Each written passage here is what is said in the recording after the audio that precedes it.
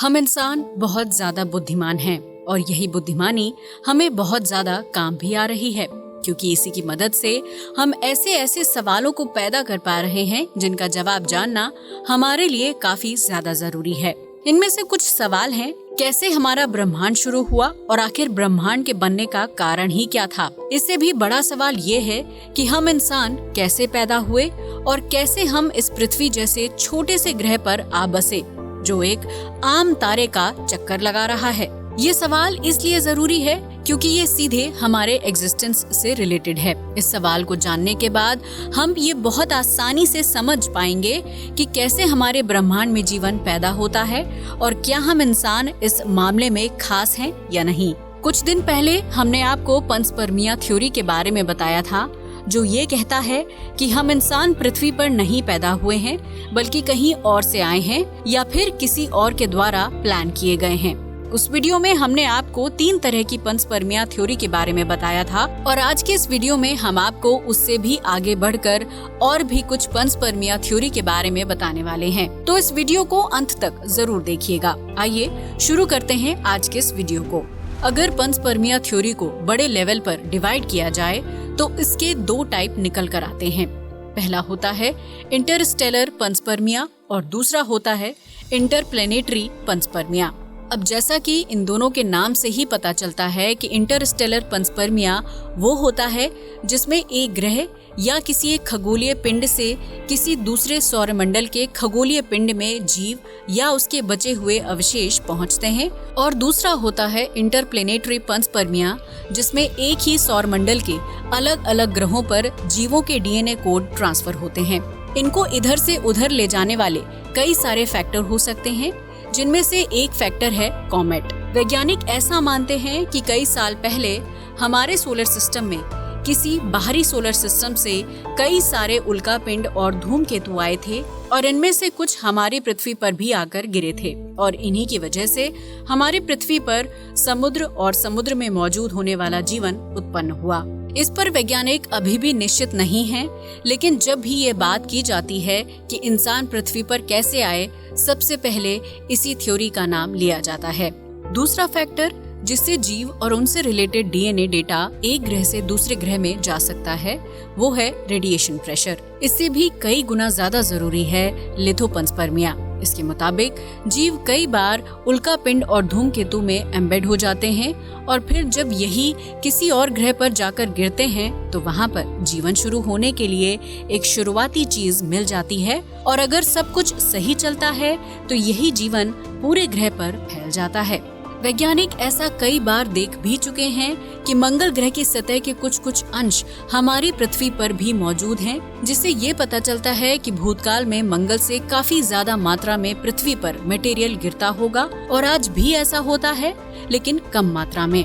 सिर्फ इतना ही नहीं, ऐसा भी कहा जाता है कि स्पेस में जाने वाले अलग अलग यान इंटरप्लेनेटरी पंचपर्मिया का कारण हो सकते हैं। मान लीजिए पृथ्वी से किसी यान को लॉन्च किया जाता है जिसमें थोड़े बहुत बैक्टीरिया मौजूद होते हैं, और जब ये यान किसी और ग्रह पर जाकर लैंड होता है तो वो बैक्टीरिया वहाँ पर भी चले जाते हैं। अगर सब कुछ सही चलता रहा तो बैक्टीरिया वहाँ पर ग्रो होते जाएंगे और धीरे धीरे इवॉल्व भी होते जाएंगे, जिससे ये चांसेस बढ़ जाएंगे कि आगे जाकर वो बैक्टीरिया इतने ज्यादा विकसित हो जाए कि एक बड़े जानवर की प्रजाति में बदल जाए। ऐसा हमने आज तक देखा तो नहीं है, लेकिन अगर विज्ञान के नजरिए से देखें तो ये एक बहुत ही अच्छा हाइपोथेसिस हो सकता है।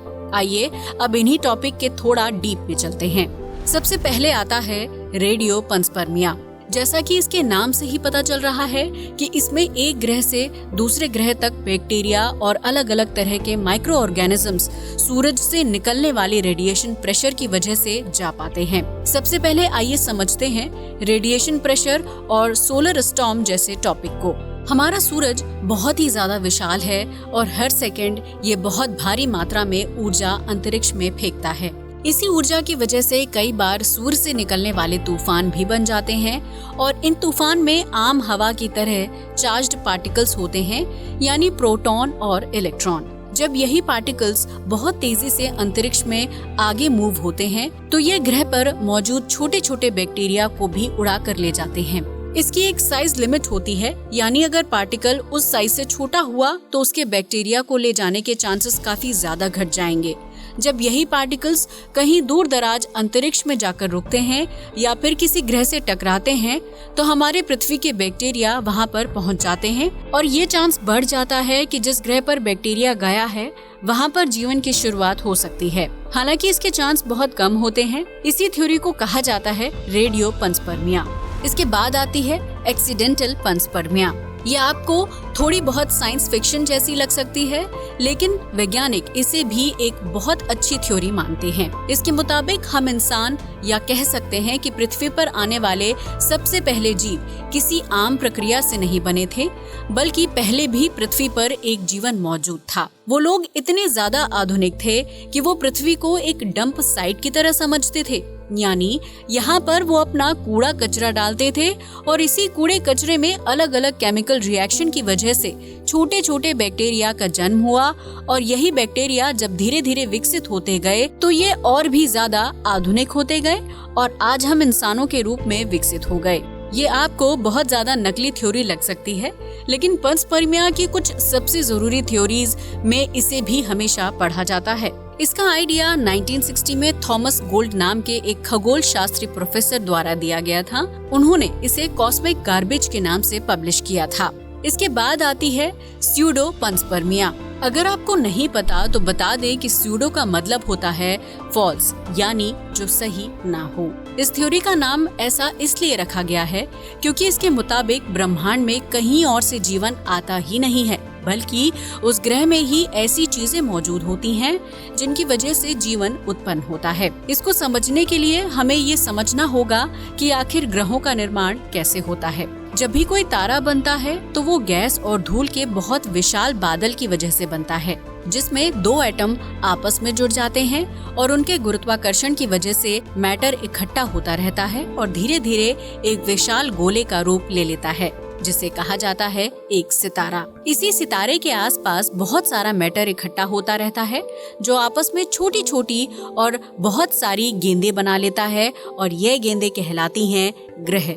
अब इस पंचपर्मिया थ्योरी के मुताबिक ये जो बादल होता है उसमें पहले से ही ऐसी गैस मौजूद होती है जो आगे चलकर जीवन को बहुत ज्यादा फायदा देने वाली होती है और कई बार तो इन्हीं से जीव उत्पन्न होता है। वैज्ञानिक ऐसा मानते हैं कि जिस बादल से हमारे सोलर सिस्टम का निर्माण हुआ था और खासकर हमारी पृथ्वी का निर्माण हुआ था उसमें अमीनो एसिड मौजूद थे। दरअसल अमीनो एसिड प्रोटीन का एक सिंपल फॉर्म होता है और इसके बिना कोई भी जीव जीवित नहीं रह सकता है। इसके अलावा वैज्ञानिक मानते हैं कि जब हमारी पृथ्वी का निर्माण हुआ होगा तब उस बादल में बहुत भारी मात्रा में ऑक्सीजन गैस मौजूद होगी और साथ ही नाइट्रोजन गैस भी काफी ज्यादा मात्रा में मौजूद होगी और इसीलिए आज हम देखते हैं कि पृथ्वी पर 78% नाइट्रोजन गैस मौजूद है और 21% के करीब ऑक्सीजन गैस है। नाइट्रोजन गैस हम इंसानों के लिए काफी ज्यादा जरूरी है और हम इंसानों से ज्यादा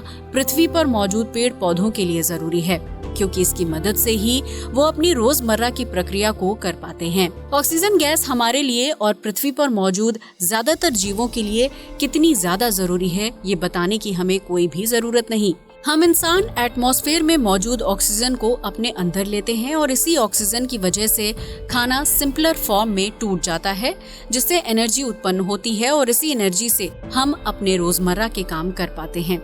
सिर्फ इतना ही नहीं, खून से मिलने के बाद यही ऑक्सीजन काफी सारे एलिमेंट्स को हमारी बॉडी में इधर से उधर करने का काम करती है। तो ये थी स्यूडो पंचपर्मिया, जिसके मुताबिक हमारे पृथ्वी पर मौजूद होने का कारण कोई और ग्रह या कोई और पंचपर्मिया नहीं है, बल्कि जिस बादल से हमारी पृथ्वी का निर्माण हुआ था वो ही ऐसा था कि उसमें जीवन देने वाले एलिमेंट मौजूद थे। आगे बढ़ते हैं हमारे इस वीडियो के आखिरी पंचपर्मिया थ्योरी की ओर। इसे कहा जाता है प्रोटोस्पर्मिया। दरअसल ये हमारे एग्जिस्टेंस को थोड़ा कम अच्छे से बताता है, बल्कि बाकी ब्रह्मांड में जीवन कैसे मौजूद हो सकता है ये बहुत अच्छे से बताता है।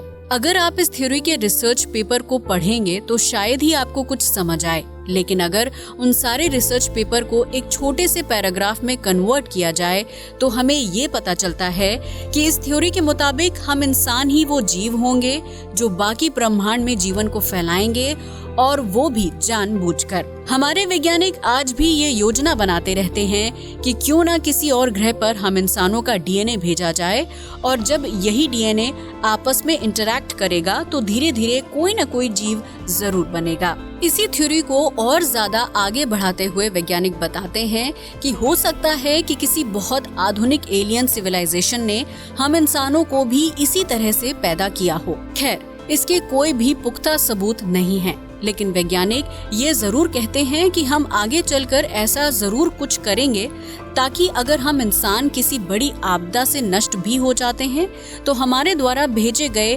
काफी सारे जीव कई अन्य ग्रहों पर बसे होंगे और जीवन को आगे बढ़ा रहे होंगे। कई सालों बाद वो भी विकसित हो जाएंगे और वो भी हमारी ही तरह और ग्रहों पर जीवन को फैला देंगे, और ये प्रोसेस ऐसे ही चलता रहेगा और शायद हम इंसान इस ब्रह्मांड के अंत तक भी मौजूद रह पाएंगे।